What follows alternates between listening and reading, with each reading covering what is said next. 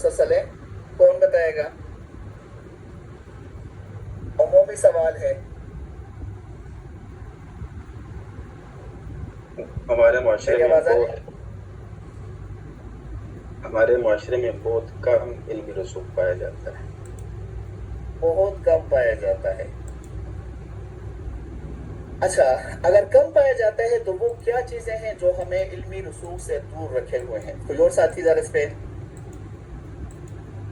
آج جی، کل حسان قادری صاحب نے پیش کیا ہے. ساتھی مطالعہ کی کمی اس کا ایک وجہ ہو سکتی ہے. ٹھیک ہے. مطالعہ کی کمی، سطحی مطالعہ. دوسرے نمبر پر سطحی مطالعے کے ساتھ ساتھ دیکھیں نا، ہمیں جلدی ہوتی ہے کہ بھئی ہم ایک چیز کو جلد سیکھ لیں. جس طرح حسن صاحب کہہ رہے تھے نا کہ یہ نہیں ہے کہ بھئی آپ ہمارے پاس آئیں گے اور ہم آپ کو یہ سکھائیں گے.